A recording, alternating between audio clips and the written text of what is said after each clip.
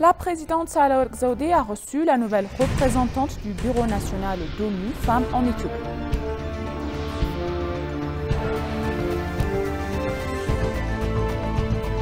Le secrétaire général de l'ONU a déclaré que l'Éthiopie est un pays qui joue un rôle clé.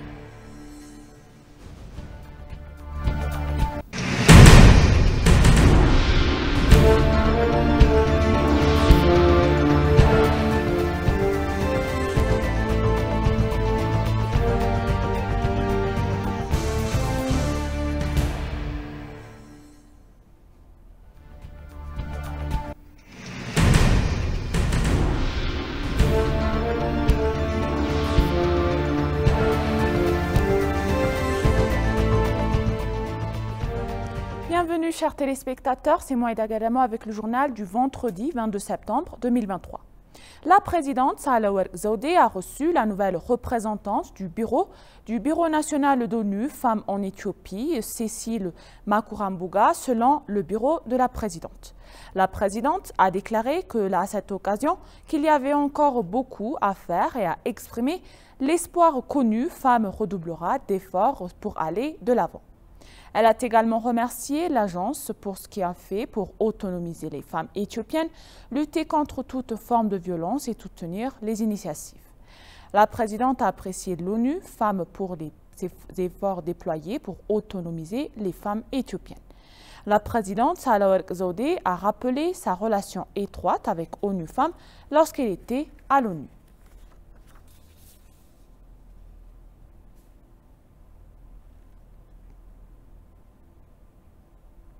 Le secrétaire général de l'ONU, Antonio Guterres, a déclaré que l'Éthiopie est un pays qui joue un rôle clé dans le système de coopération multilatérale. La 78e Assemblée nationale des Nations unies continue à se tenir à New York sous le thème Paix, prospérité, changement et durabilité. En marge de la conférence, le secrétaire général de l'ONU, Antonio Guterres, a reçu dans son bureau le vice-premier ministre et ministre des Affaires étrangères Demek Emekonnen. Le secrétaire général a déclaré qu'au cours de son mandat à la Commission des Nations Unies pour les réfugiés, il avait un profond sentiment de partenariat avec le peuple éthiopien. Il a souhaité que l'Éthiopie réussisse de ses efforts pour résoudre ses défis socio-économiques. Guterres a exprimé qu'il travaillerait avec détermination pour renforcer les relations entre les Nations Unies et l'Éthiopie au cours de son mandat. M. Demek et le secrétaire général ont apprécié le soutien qu'ils ont apporté à l'Éthiopie dans les moments difficiles grâce à leurs efforts personnels. Ato Demek a informé Antonio Guterres de la mise en œuvre de l'accord de paix. Le ministère des Affaires étrangères a annoncé avoir appelé les Nations Unies à soutenir les efforts de reconstruction et de réhabilitation ainsi que d'autres questions humanitaires.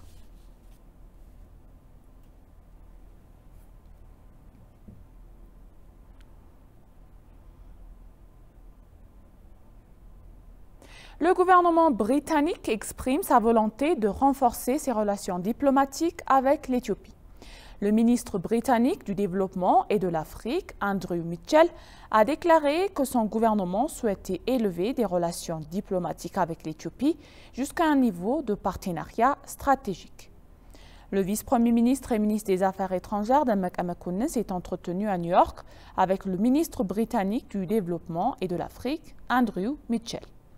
À cette occasion, Mitchell a exprimé le désir de son gouvernement de porter les relations diplomatiques avec l'Éthiopie à un niveau de partenariat stratégique. Il a déclaré que cette mesure contribuerait à renforcer davantage les relations dans les domaines du commerce, de la sécurité, des investissements et de l'immigration, entre autres. Le ministre britannique a également déclaré que l'Éthiopie était invitée à participer au sommet sous l'investissement en Afrique qui aura lieu du avril 2024 au Royaume-Uni en raison de sa place et de son rôle critique sur le continent.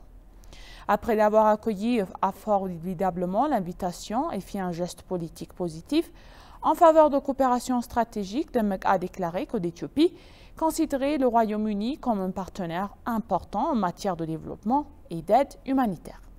Il a informé Mitchell des principales questions naturelles et nationales et régionales qui sont également essentielles pour le Royaume-Uni selon le ministère des Affaires étrangères.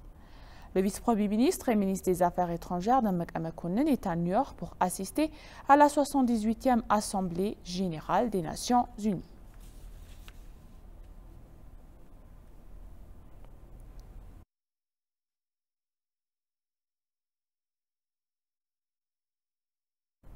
Le Bureau de coordination nationale pour la construction du grand barrage de la Renaissance éthiopienne GERD a appelé les Éthiopiens et les étrangers d'origine éthiopienne à renforcer davantage leur soutien à la construction du barrage.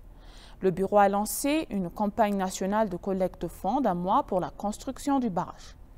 Le directeur adjoint du bureau du GERD, Fikret Tamer, a déclaré que le programme de collecte de fonds est préparé en collaboration avec diverses organisations gouvernementales et non gouvernementales. Le bureau espère collecter entre 500 et 700 millions de birr grâce à ce programme. Rappelant les différents soutiens du public pour la construction du barrage, le directeur adjoint a exhorté la population à intensifier davantage son soutien. Elle a révélé qu'un système numérique de collecte de fonds a été mis en place grâce auquel les Éthiopiens résidant à l'étranger, les étrangers d'origine éthiopienne, peuvent apporter leur soutien financier au barrage. Daoud Amare, le responsable du marché des capitaux et de la mobilisation des ressources de la Banque éthiopienne de développement, a déclaré pour sa part que la banque gérait les obligations GERD. Il a également révélé que les coupons d'une valeur de plus de 3 milliards de birr avaient été distribués aux régions pour le programme de collecte de fonds. Quiconque souhaite soutenir le barrage peut s'adresser aux institutions financières sélectionnées ou s'en organiser les ventes d'obligations et acheter des obligations, a indiqué le responsable. Finalement, le bureau du GERD prévoit de collecter 1,5 milliard de birr au cours de cet exercice budgétaire éthiopien.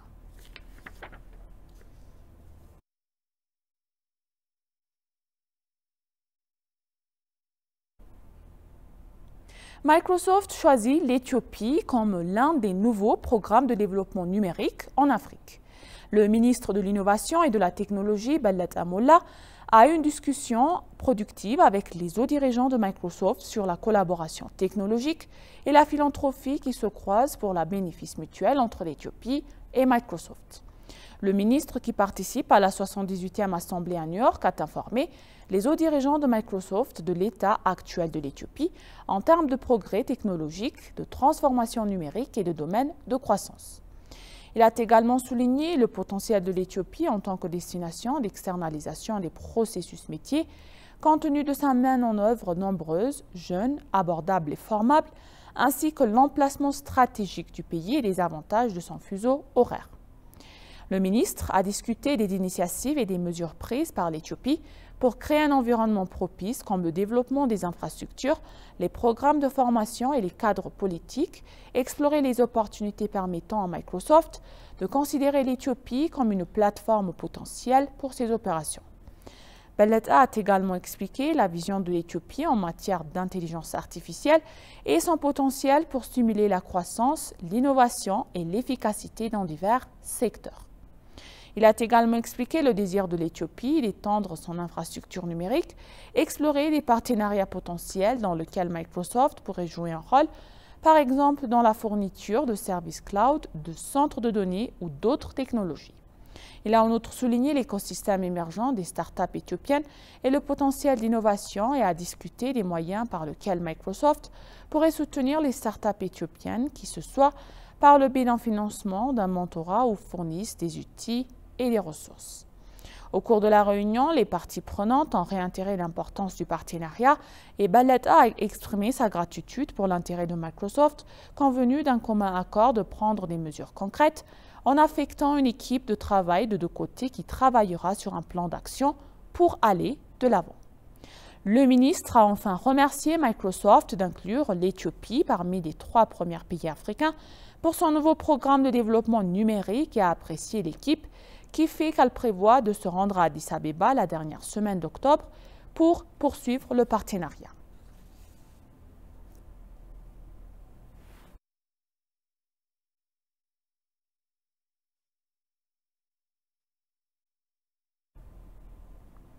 La jeunesse éthiopienne doit utiliser la discussion et le dialogue comme principal outil pour résoudre tous les problèmes et assurer une paix durable dans le pays, a souligné un responsable du ministère de la Femme et des Affaires sociales. Un atelier organisé par le Conseil de la jeunesse éthiopienne à l'occasion de la Journée internationale de la paix sur le thème « Action pour la paix, notre ambition pour les objectifs mondiaux ». S'adressant à l'atelier, le chef du cabinet du ministère de la Femme et des Affaires sociales, Tagagne Assefa, a déclaré qu'il était essentiel de donner la priorité à la discussion et du dialogue en tant qu'outil principal pour résoudre les défis et les problèmes. La compréhension des différences entre les uns et les autres, la résolution des désaccords par les moyens pacifiques doivent être l'un des principaux mécanismes de résolution des problèmes, a-t-elle affirmé. Puisque la paix est cruciale pour tous, déployer tous les efforts possibles et pour assurer la paix est également la responsabilité de tous, a ajouté le chef de l'État. De même, le président du Conseil éthiopien de la jeunesse, Fouad Genna, a déclaré que la paix permet de renforcer les liens entre les citoyens. Ainsi, pour la jeunesse éthiopienne, travailler en collaboration avec tous les esprits des pays en général et s'engager dans des efforts visant à garantir une paix durable devrait être une priorité. Membre de la Commission permanente des relations extérieures et des affaires de paix de la Chambre des représentants des peuples et président de la sous-commission des relations étrangères, l'ambassadeur Tofik Abdullahi a déclaré pour sa part que pour assurer une paix durable et utiliser les objectifs de développement du pays, le rôle de tout est essentiel car il est également crucial d'impliquer les jeunes dans le tel effort en particulier.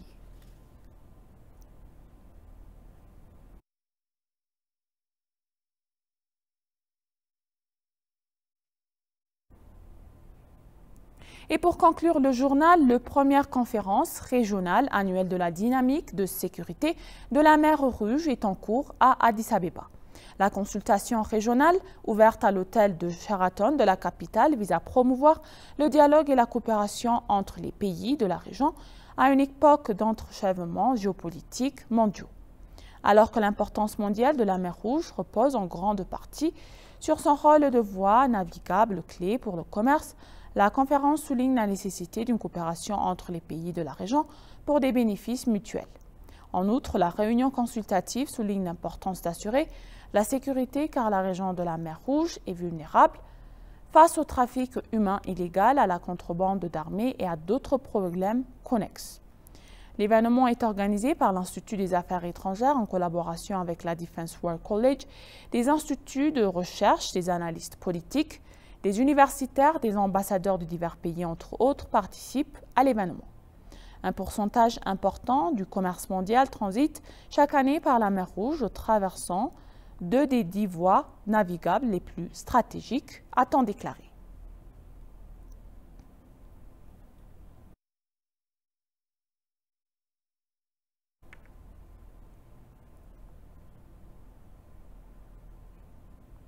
Et maintenant, chers téléspectateurs, je vous rappelle les titres principaux. La présidente Sahle-Work Zewde a reçu la nouvelle représentante du Bureau national d'ONU Femmes en Éthiopie.